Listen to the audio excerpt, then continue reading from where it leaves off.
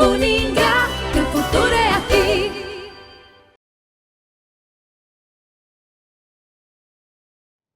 Tudo bem? Voltamos aqui, Ciências Sociais. Espero que você esteja gostando das aulas e participando, lendo a apostila, consultando a tutoria. Na aula passada nós vimos Karl Marx, você lembra? Karl Marx, século XIX. E eu comentei com vocês sobre Max Weber. Max Weber, já um pensador à frente de Karl Marx, século XX. É importante perceber que cada pensador é pensador do seu tempo. Então veja, ele viu, ele presenciou a Revolução Industrial e também a crise desse modelo capitalista. Então como que vivia esse trabalhador? Lembra as perguntinhas? Quem é esse homem? Como vivia esse trabalhador? E a desigualdade, a sociedade, como que gera esta condição de vida, né? Veja lá, Max Weber, alemão, né? Alemão, nasceu em 1864, ele vai estudar Direito, vai estudar História, Sociologia. Ele vai ser professor em várias instituições, inclusive em Berlim.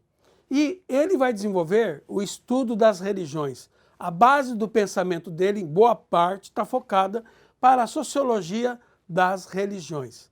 O que é importante, lembra lá? Para ser ciência, tem que ter o objeto de investigação, mas também um método. Ele vai desenvolver um método, né? Também como Durkheim, ele desenvolve um método. Olha lá, o método da compreensão. Por que é tão importante falar de método? Porque sem o método a gente não tem o caminho, né? É o método que garante a base daquela informação, é ele que chega até aqueles dados, consolida esses dados. Ou então a obra dele mais importante, a obra do Weber, é qual? A Ética Protestante e o Espírito do Capitalismo.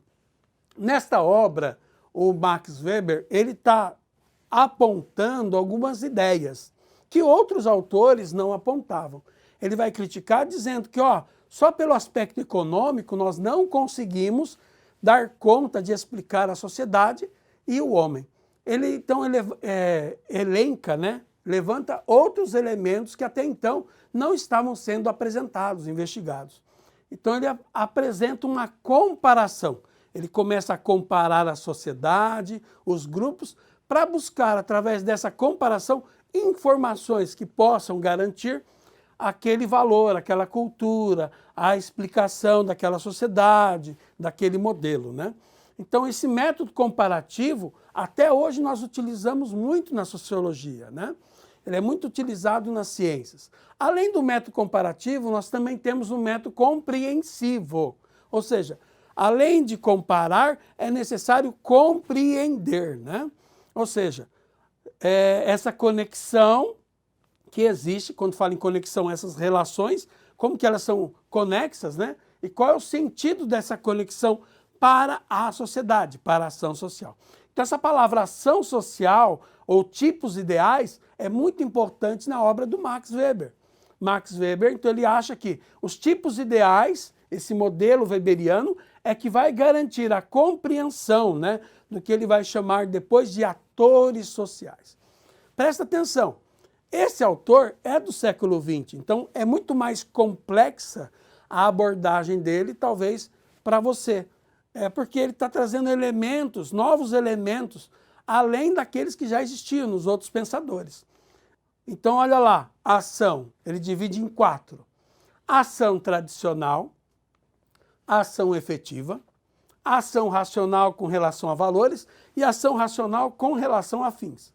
Então, vamos pensar aqui, tradicional e afetiva, ela é diferente de racional. Por quê? Ela está baseada aonde? Primeiro, na força do hábito. As pessoas estão acostumadas a fazer aquilo. Lembra que nós falamos de ideologia e alienação? A pessoa já está acostumada. Ela acredita que aquilo lá está certo, então ela vai no automático. Vai lá e age daquela maneira achando que está correto, baseado num hábito, numa tradição, num costume. Então ela tem por base o quê? Tradição familiar, os hábitos e os costumes. Então a pessoa age daquela maneira achando que está correto. E nem se questiona, nem se pergunta a respeito daquela ação. Na afetiva é a parte emotiva, emocional. é uma ação realizada baseada em quê? Nas emoções. Essa emoção pode ser positiva, de amor, de paixão, ou pode ser negativa, de ódio e ira por alguém. Então você manda flores, você fica revoltado às vezes porque a pessoa não te ligou. Então são coisas do nosso cotidiano que podem levar você a também agir de forma ação efetiva. Veja, as duas nós não colocamos como racional. Vocês perceberam? As duas não estão aqui na racional. A racional ela pode ser motivada em relação a valores e também finalidades. Na questão dos valores, ela pode ser baseada numa convicção, num valor religioso, numa ética, no valor que para você é importante, numa questão política. Então, o que move aquela ação, muitas vezes é o interesse político, né, de causar convencimento, né? Então eu prometo, o político, né, ele promete, ele diz que vai fazer. Ou se não, um valor religioso. Aquela pessoa, então, ela faz lá um discurso baseado no quê? Naquela fé, naquela linguagem que todos conhecem, dentro daquela relação e daquela igreja, daquele movimento. Então, veja, aqui você está dentro de um ambiente, né? Esse ambiente pode ser um ambiente religioso, pode ser um partido. Traz isso para a tua realidade. Como que você percebe? Quais os exemplos perto de você de ação racional relacionada a valores? E a última, ação racional relacionada a fins, né? Aqui nós podemos pegar como exemplo um general que quer vencer o inimigo. Então o general ele vai arquitetar todo um planejamento para conseguir vencer aquele inimigo, vencer aquela guerra. Então aqui eu tenho uma finalidade. Então eu vou em busca de alcançar ou tentar alcançar aquele meu objetivo. Veja, aqui está o pensamento, um pouco do pensamento do Max Weber. Diferente dos outros pensadores, ele busca nas ações, né, no tipo ideal, entender a sociedade. E aí, trazendo isso para o nosso dia a dia, como que nós vemos isso nas políticas públicas, nas ações, né, no governo? Então veja, uma frase interessante aqui, do Eça de Queiroz. Políticos e fraldas devem ser trocados de tempos em tempos, pelo mesmo motivo, né? Ou seja, nós temos que sempre estar refletindo a nossa realidade. Ah, mas você está falando de política? Sim, a sociedade, o homem é um animal, é um ser político. Nós precisamos entender que toda ação que existe hoje é uma ação política. O Estado, quando ele desenvolve ou implementa uma ação, ela é uma ação política. E aí nós chamamos isso de políticas públicas, né? O estudo das políticas públicas é o quê? Ele vai revelar as relações entre o Estado e a sociedade, né? Sociedade civil organizada. Nós temos a Constituição Federal de 1988, onde está lá todas as diretrizes, normas, né, dessa ação. O que é importante? Por isso que nós colocamos essa fala aqui, esse slide.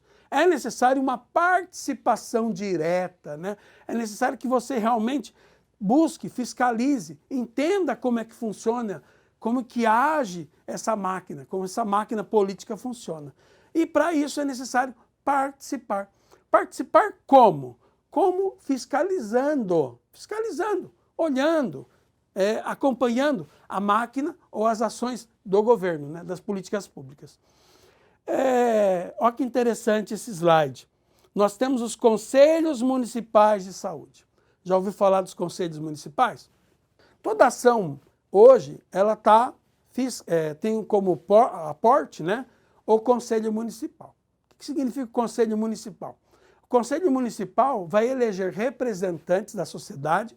Então metade desse conselho é governo, e metade desse conselho é da sociedade civil, né, dos participantes, dos usuários daquele conselho.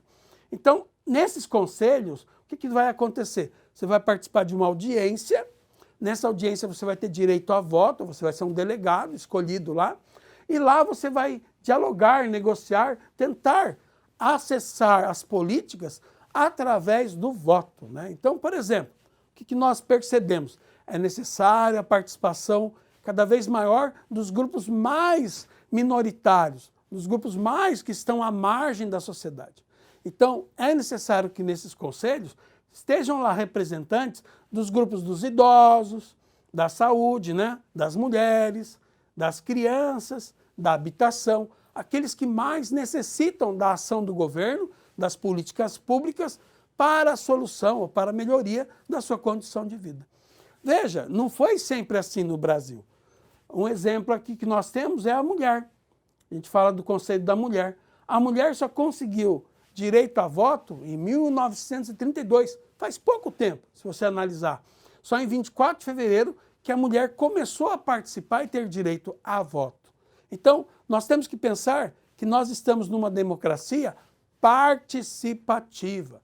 Votar é apenas um dos passos, um dos direitos. O importante é você, além de votar, acompanhar o candidato, acompanhar essas políticas.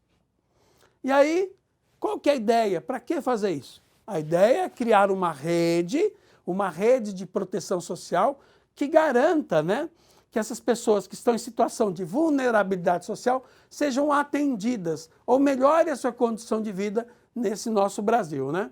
Então, olha lá, o objetivo principal é criar essa rede de proteção social, é assegurar que esses grupos tenham uma situação melhor. Como que nós fazemos isso?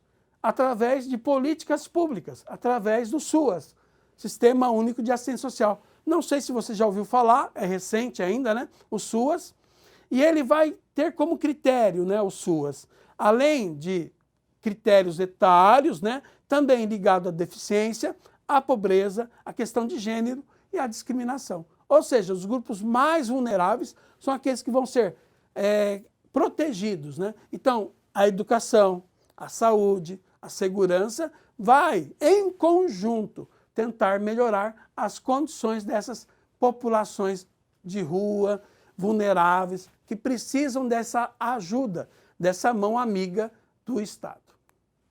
Bem, trouxe para vocês então uma música para nós refletirmos. Essa música é do compositor e cantor Ivan Lins, e ela trabalha a questão da autonomia, da busca de você perceber essa realidade e tentar modificá-la. Então, ó, o título, Depende de Nós. Depende de nós, né? Que nós consigamos melhorar e transformar esta sociedade, que ela possa ser um pouquinho melhor graças à minha ajuda e à sua ajuda. E veja, você estudando, você lendo, você refletindo, você começa a colaborar, a melhorar um pouquinho. Continue, não desista. Qualquer dúvida, procure a tutoria e nos vemos na nossa próxima aula. Sucesso!